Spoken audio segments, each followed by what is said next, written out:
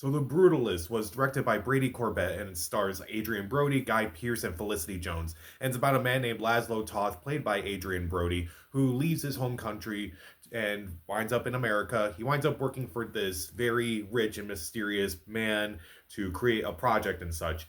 And various things happen as he and his wife eventually become Americans, basically. So this is a movie that I've been hearing about for a while. It seemed like it was one of those Oscar contenders, possible Oscar contenders that kind of came out of nowhere at first. Like there were all these contenders, and all of a sudden this movie just all of a sudden came out. It's like, what's with this 3.5 hour movie with an intermission and such that's getting all this buzz and such. And yes, this movie has been getting a lot of great reviews, and this movie has been very shrouded in mystery. The trailers didn't really show too much, despite the fact that it is a 3.5 hour movie with a built-in intermission. But I realized this movie was playing in a theater close to me, like about, well, and by close I mean like an hour away. So I went and saw this movie in IMAX today, and I was like, I kind of wanted to see this movie at least before the Oscar nominations. And honestly, I'm thinking it's like, does a movie deserve all this praise? Does this movie deserve all the credit? Is this movie as good as people are saying it is? And here I am to say, yes, this movie is an experience, to say the least. This movie is probably one of the more important movies that I've seen in quite some time. This movie is something that people need to see. So, what do I like about this movie? First off, I did like all the main actors in this movie. I thought this was Adrian Brody's best performance in a long time. I really sympathized with his character. I thought he was very fascinating. His arc in this movie is very well done and handled very well. Guy Pearce in this movie is very mysterious. At times, he's very cold.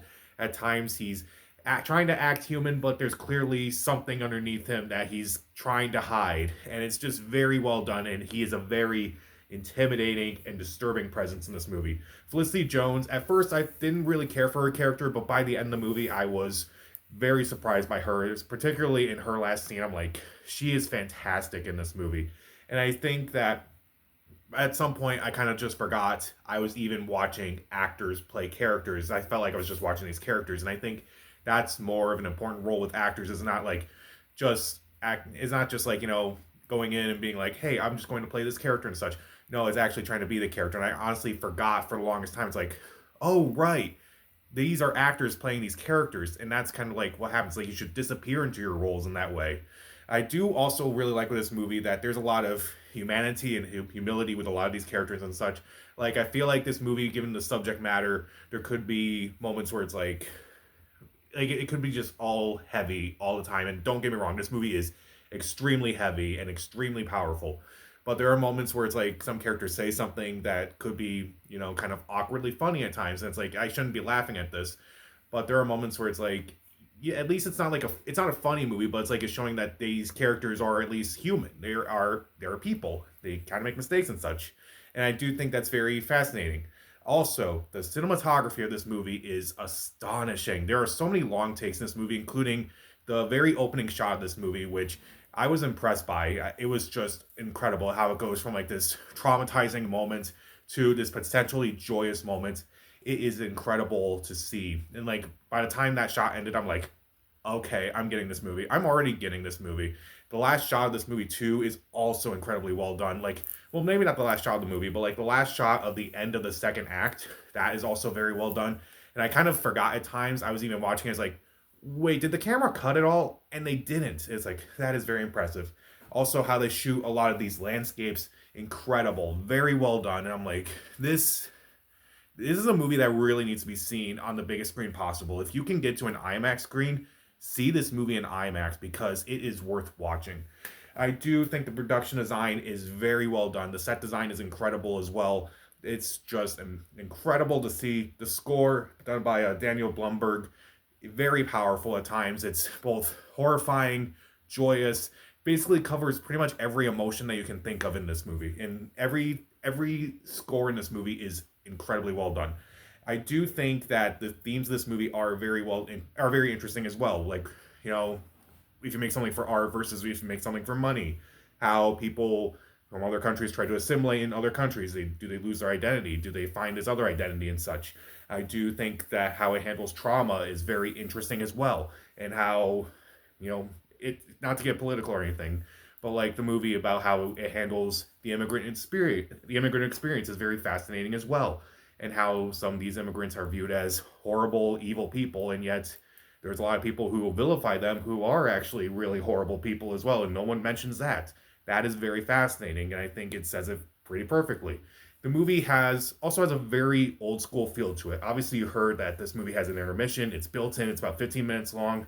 Also, the movie has like this overture at the beginning, which is like very, very old school. At times too, I don't know what this movie was shot on. I think it was shot on film or something like that. But like you can tell, like they kind of had like all these like little blips on the screen where it's like this really does feel like an old school movie. Like some of the camera movements, some of the editing choices, it does feel like a movie from another era rather than a movie that's coming out in 2024. That is very fascinating to me. And also, even though this movie is incredibly long, this is probably the longest movie I've seen in a long time, I never felt the runtime. There was at no point where I was watching this movie and I'm like, oh, I want to check my phone because this is so boring and I gotta check the time and such. No, never felt that. Never felt that with this movie at all, which is incredible. And that kind of brings me to a point where people complain about, the lengths of movies and such. And I'm like, I don't care about how long your movie is. If it is fascinating, I will enjoy it. I will enjoy watching it. I will watch 3 hour movies again. Like, I will watch Oppenheimer again. I'll watch The Batman again. There are plenty of 3 hour movies out there that are great. Now, granted, not every 3 hour movie is great. I didn't love Horizon last year, but this is a movie that I feel like needs to be seen.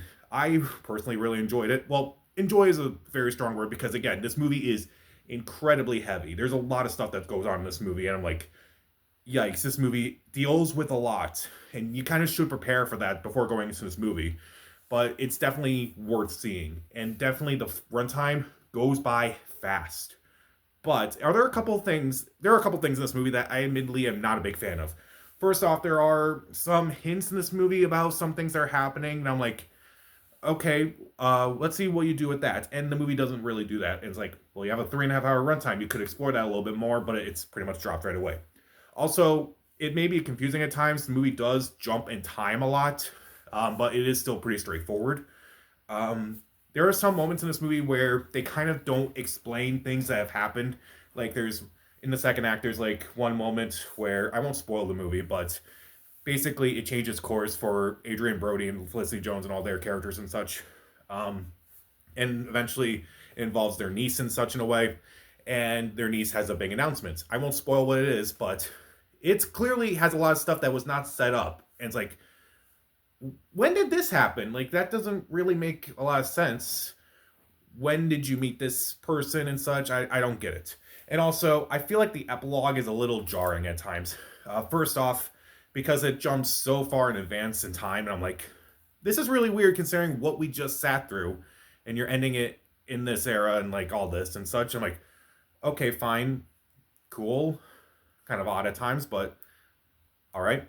Also, Adrian Brody, I felt like his character kind of disappears for like the last 20 minutes, and he appears in the epilogue and doesn't really do much. I felt like there would have been a little bit more impact if Adrian Brody was a little bit more involved with the epilogue and such. But that doesn't change the fact that this is a movie that I feel like people definitely need to see.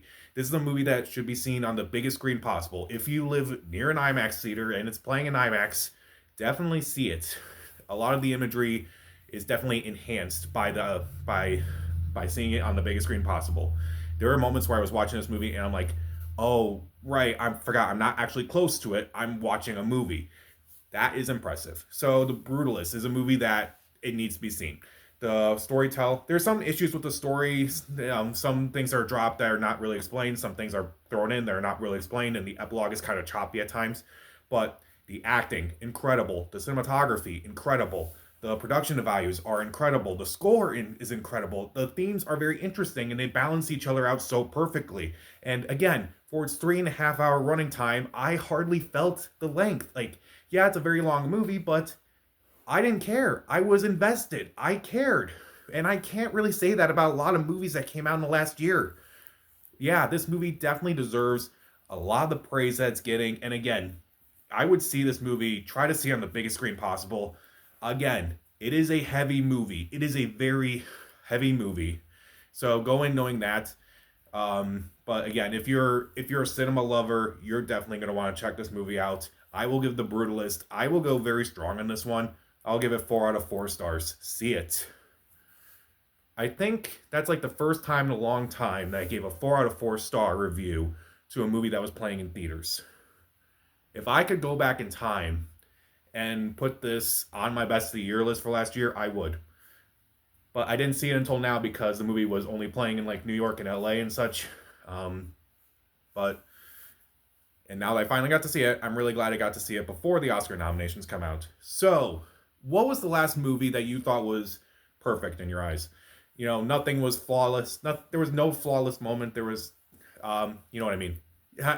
I'm speaking really fast. What was the last movie you thought was perfect? Comment down below. Subscribe to the channel. This is Pat. Stay safe.